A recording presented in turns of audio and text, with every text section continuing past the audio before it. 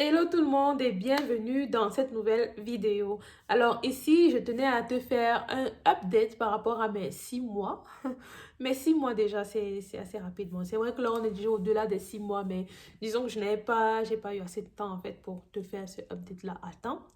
Donc, je vais te faire ce update par rapport à mes 6 mois déjà d'internat, comment ça se passe, comment est-ce que j'évolue et tout, pour que toi aussi, tu vois comment toi aussi tu pourras aussi te développer quand tu vas vouloir te lancer dans le monde. Alors, j'avais déjà fait une vidéo sur mes 3 mois. Qu'est-ce qui a changé par rapport à cette vidéo-là? Si tu ne l'as pas encore vue, je vais la mettre là. Donc, n'hésite pas à aller la voir. Du coup, qu'est-ce qui a changé par rapport à ces 3 mois-là? C'est que maintenant, je travaille beaucoup plus en ambulance, à tel point que, pardon, à tel point que je dirais alors le mois là qui est passé, j'ai carrément pas été en salle opératoire, vraiment pas. Et je te dirais pourquoi. Donc, je travaille beaucoup plus en ambulance. Et au départ, j'étais un peu frustrée de voir que les collègues, ils travaillent en ambulance, que moi, j'étais toujours à la station, alors que j'étais toujours en Outima. Donc, du coup, ça s'appelle Outima. Comment est-ce que je peux dire ça? La salle où, en fait, tu prends les patients, tu examines les patients qui seront opérés le lendemain. Donc, moi, je faisais toujours ça.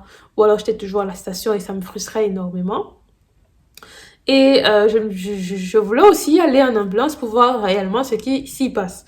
Donc, j'y suis allée et le premier jour, j'ai dit, oh là là, je vais plus, je préfère retourner en station. Parce que là-bas, les patients s'enchaînent, ça va vite et tout le temps, tu dois faire ça.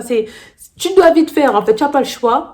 Parce qu'en plus de ça, il y a les patients aussi qui viennent et qui n'ont pas de rendez-vous que tu dois voir. Donc, comme ils viennent comme aux urgences, et vu que les urgences et l'orthopédie ne sont pas trop éloignés, du coup, les urgences les envoient toujours directement en ambulance tant qu'on est là, jusqu'à ce que ça ferme. Donc, j'avais énormément de patients. Et après, j'étais toujours en retard par rapport aux lettres que je devais écrire. Mais toujours en retard. Mais je pense que c'est parce que je ne suis pas assez bien organisée. C'est-à-dire que je ne vais pas assez vite. Parce que moi, je prends toujours le temps si ce sont les patients qui étaient déjà là, je prends toujours le temps de savoir exactement ce qu'ils ont reçu comme thérapie la fois d'avant qu'ils étaient là. Donc, du coup, de lire tout leur dossier. Moi, c'est ce que je fais parce que je veux pas arriver devant le patient et commencer à bégayer, tu vois. Donc, je pense que c'est ça qui me prend énormément de temps. Il faudrait que j'essaye de revoir ça. Et aussi, il faudrait que que j'ai un accès externe, donc quand je suis à la maison, chose que je ne voulais pas, absolument pas. Parce que je me dis, quand je suis à la maison, je veux être à la maison. Mais je vois bien que les autres collègues, ils arrivent à, pardon.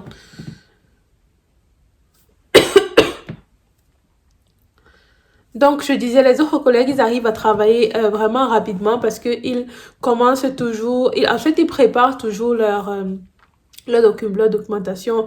Ils préparent toujours les lettres qu'ils doivent écrire par rapport à chaque patient parce que tous les patients qui ont un rendez-vous, en fait, tu as ça sur une liste, tu la reçois la veille.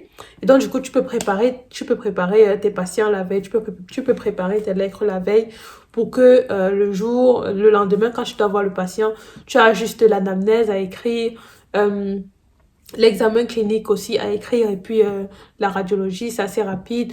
Après, il y a quoi encore? Il y a aussi le procédé, il y a la suite, ce qui aura lieu de faire ensuite et tout, si le patient doit revenir ou pas, s'il a d'autres examens à faire en externe ou pas, tout ça.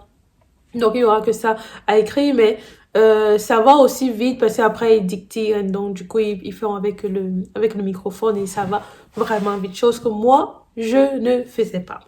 Donc, raison pour laquelle je prenais énormément de temps pour faire ça. J'avais énormément de retard aussi par rapport à mes lettres. Parfois, je recevais l'email de la personne qui s'en occupe pour dire, il y a telle lettre qui manque. Est-ce que tu pourrais t'en occuper? Il y a telle lettre qui manque. Est-ce que tu pourrais t'en occuper? Et là, maintenant, je me suis dit, ok, stop. J'en ai marre. Il faut que je finisse toujours d'écrire mes lettres avant de rentrer. Ou alors que j'ai écrit la grande majorité, qui n'en reste que peut-être 3, que j'aurai écrit le lendemain. Sauf que même là, en faisant ça, je me retrouve à rentrer souvent à des heures 18h, 19h, juste parce que je suis en train d'écrire des lettres et c'est vraiment beaucoup. Donc, ce que j'en tire de ça, c'est qu'il faudrait que je prépare mon ambulance avant d'y aller. Donc, un jour à l'avance. Ça, c'est vraiment compliqué. Je sais pas comment c'est les autres collègues qui font.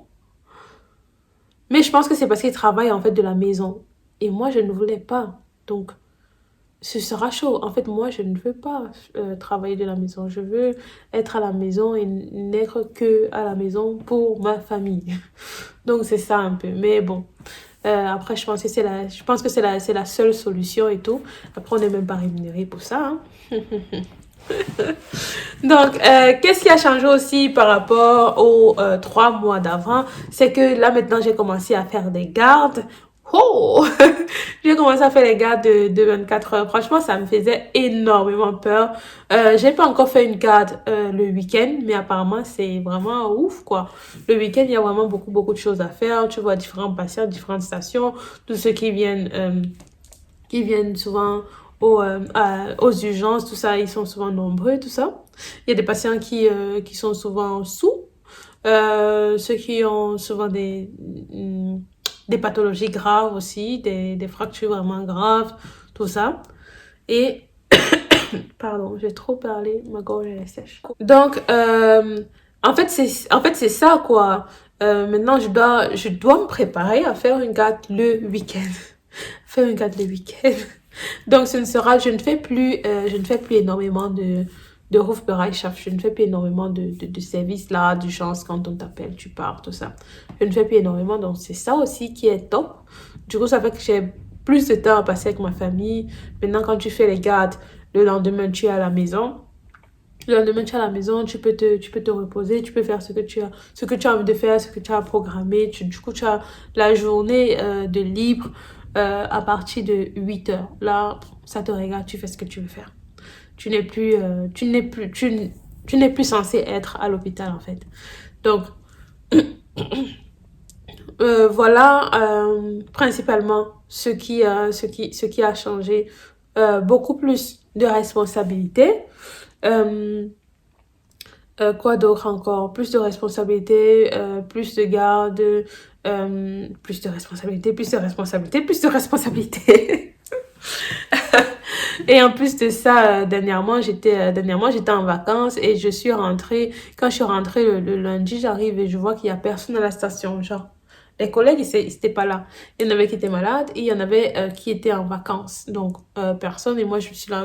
Je connais aucun patient, en fait. Je connais aucun patient. Franchement, comment est-ce que vous pouvez faire ça? Je ne connais aucun patient. Qu'est-ce que vous voulez que moi, j'aille leur dire? Parce que le matin, il faut faire la visite. Et nous, nos visites, vraiment, elles commencent très tôt. C'est 7 heures. C'est 7 heures. Donc, on réveille toujours les patients. Alors que il y a vraiment il y a des collègues, eux, c'est franchement la visite, c'est 10 heures, 11 heures. Hein. Franchement, eux, ils ont la vie facile, tu vois. Ils commencent le boulot à 9 heures. Et c'est pas c'est pas trop stressant, quoi, comme chez nous, où tu dois venir en plus tôt. Tu dois venir vers 6h30. 6h30 et quand tu fais la garde, tu rentres le lendemain à 8 heures. Donc, voilà en gros ce qui a changé dans ma vie durant les 3 derniers mois, dans ma vie professionnelle durant les 3 derniers mois. 3 derniers mois, vous avez déjà mon retour par rapport aux 3 premiers mois qui étaient pour moi aussi stressants parce que j'apprenais vraiment le boulot. C'est un métier qu'on apprend sur place, qu'on apprend en faisant. C'est pas, ça te vient pas comme ça parce que tu as lu des livres et puis tout est beaucoup plus facile. Je peux vous dire que mes collègues, ils lisent beaucoup, moi je lis beaucoup. Et quand je te retrouve en salle opératoire, tu es toujours un peu, tu es toujours sous pression, tu veux toujours bien faire. Et l'anatomie dans le livre et en réel, c'est souvent pas la même chose. Parfois, tu as de grosses surprises. Comme une fois, nous, on avait vu un patient qui avait combien? Je crois qu'il avait 7 vertèbres lombaires. Ou 6. Non, il avait 6 vertèbres lombaires au lieu de 5. Donc, franchement, l'anatomie dans les livres et dans l'anatomie dans les livres et en réel, c'est vraiment pas la même chose. Et maintenant, j'espère qu'ils vont me remettre sur les opérations, en fait, parce que franchement, ça fait déjà un mois. Je suis pas repartie en salle opératoire. Peut-être que les infirmières de salle opératoire, elles croient que, voilà, quoi, que moi, je suis plus là, je suis plus de la team et tout, alors que je suis toujours là, juste comme programme pas. Et pourquoi est-ce que depuis, je suis pas repartie en salle opératoire? Ça n'a pas été de mon chef, de mon propre chef. Je n'ai pas décidé ainsi. C'est juste que vu que je devais commencer les gardes et tout, euh, il fallait que je travaille beaucoup plus en ambulance. Donc, du coup, ils m'ont mis là-bas vraiment tous les jours. Ça fait un mois que je ne fais que ça. Je ne fais que ça. Tout le temps, tout le temps, tout le temps. Et à vrai dire, ils ont vraiment raison. C'est là que je comprends franchement. Ils savent ce qu'ils font. Parce que si on te laisse juste à la station, je peux te dire que si on te met, on te lâche là comme ça, tu dois commencer à faire la garde, tu seras perdu. Franchement, tu seras perdu. Parce que c'est vraiment là-bas que tu peux apprendre, vu qu'il y a des patients qui viennent et qui n'ont pas de rendez-vous. Même ceux qui ont les rendez-vous, vraiment, ils ont souvent des pathologies encore qui sont nouvelles. Euh, donc, du coup, ça te permet, là-bas, vraiment, tu apprends, tu es avec un supérieur tout le temps, il te dit ce qu'il y a lieu de faire. Et après, quand toi, tu dois travailler de façon autonome, tu n'es pas jeté comme ça à l'air libre, tu n'es pas tout de suite perdu. Tu sais quand même ce qu'il y a lieu de faire ici, ici et là. Et si c'est pas le cas, eh ben, tu demandes. Ce qui est bien, c'est que les collègues aussi, pour ma première garde, c'était ils m'ont beaucoup soutenu, ils m'ont beaucoup encouragé. Ils m'ont dit, mais t'inquiète pas, ça va aller, tu vas voir, ce sera facile. Et dans tous les cas, si quelque chose se passe, si tu as des inquiétudes, n'hésite pas à nous écrire. Tu vois, il y a un qui m'a dit, t'inquiète pas, même si tu m'écris à 3 heures, je vais te répondre. Après, j'ai pas écrit. Après, j'ai pas écrit, mais voilà quoi. Beaucoup d'encouragement, beaucoup de soutien. Et voilà, j'espère que ça va toujours continuer comme ça, que je vais toujours Pas j'espère, je vais toujours m'améliorer. Mais Mariette, non, je vais toujours m'améliorer parce que voilà, je travaille pour. Et voilà. Alors, ce sera tout pour cette vidéo. J'espère qu'elle aura été édifiante pour toi, qu'elle t'aura aidé, qu'elle t'aura plu. Et si c'est le cas, n'hésite pas à liker, commenter, partager. Voilà, voilà. Laisser un commentaire. Et on se voit très bientôt sur ma chaîne pour de futures vidéos. Bisous. Mouah.